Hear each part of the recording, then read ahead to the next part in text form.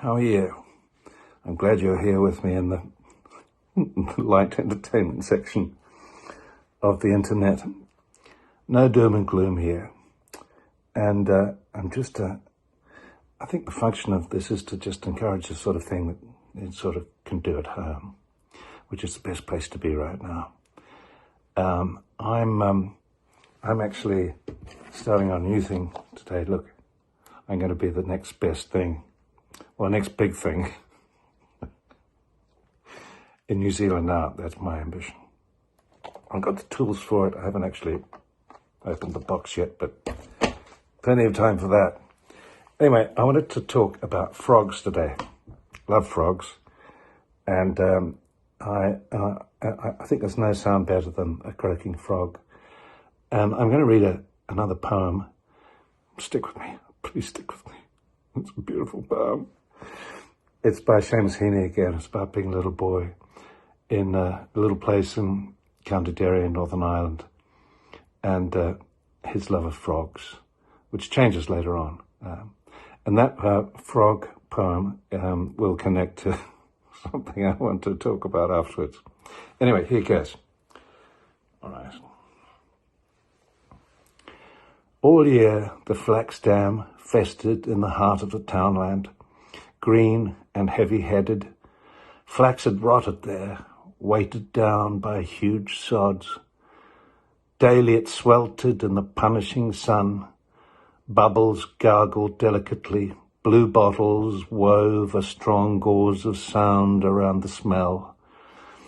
There were dragonflies, spotted butterflies, but best of all was the warm, thick slobber of frogspawn that grew like clotted water in the shade of the banks. Here every spring I would fill jampotfuls of the jellied specks to range on window sills at home, on shelves at school, and wait and watch until the fattening dots burst into nimble swimming tadpoles. Miss Walls would tell us how the daddy frog was called a bullfrog, and how he croaked, and how the mammy frog laid hundreds of little eggs, and this was frogspawn. You could tell the weather by frogs, for they were yellow in the sun and brown in rain. In the second part, things change a little, because he's grown a little bit, I think. Then, one hot day, when fields were rank with cow dung in the grass, the angry frogs invaded the flax-dam. I ducked through hedges to a coarse croaking that I'd not heard before. The air was thick with a bass chorus. Right down the dam, gross-bellied frogs were cocked on sods. Their loose necks pulsed like sails. Some hopped. The slap and plop were obscene threats. Some sat poised like mud grenades, their blunt heads farting. I sickened, turned and ran. The great slime kings were gathered there for vengeance, and I knew that if I dipped my hand, the spawn would clutch it. So that's frogs. It's called Death of a Naturalist. And it's one of his best. Anyway, frogs. Why was I talking about frogs? Oh, yeah. Years ago, I was lucky enough to build a house in the country by a pond. And in the pond were lots of frogs in the summer. Just heaps of frogs. So many that a German photographer came and took some shots of the house one time. And I invited him in for a cup of tea once.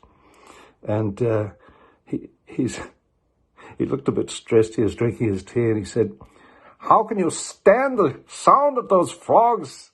It's driving me mad." And I said, "I love the sound of the frogs."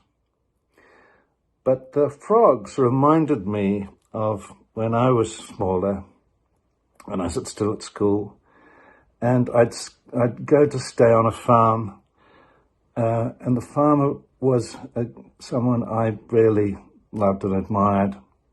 His name was Dick Ormond, and Dick would give me work in the holidays. Dick was, I think, one of the sweetest and most patient, kind men I ever knew. He was Maori, and his loveliest, smiliest, creased up face. It was just the most marvelous man. And he would get me to do things like drive a tractor. I'd say, Dick, I'm 16. I don't know. But he was the sort of bloke who'd say, yeah, of course you can do it. You'll be right. Get on the tractor, and. So I'd spend a day driving a tractor around a field, And anyway, Dick had also been to the war.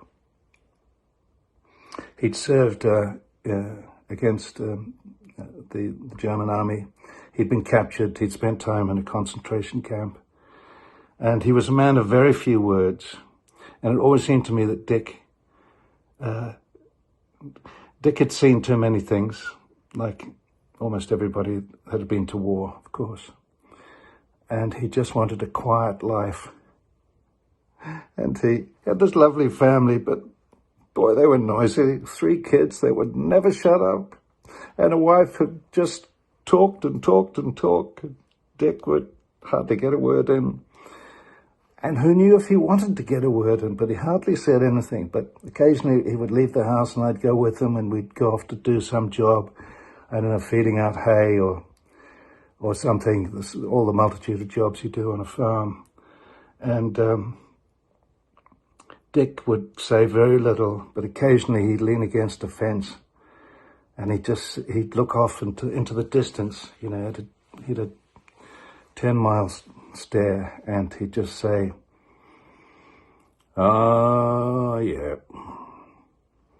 And then all these years later, I'm living by a pond with all these frogs, and I'm thinking, why do I like the sound the frogs make so much? And I realized they were all Dick Ormond frogs. They were all going, "Oh, yeah. Oh, yeah," all over the pond. Dick was long dead, but he came back to me every time I heard one of those frogs. Hope you're still with me. Talk to you soon.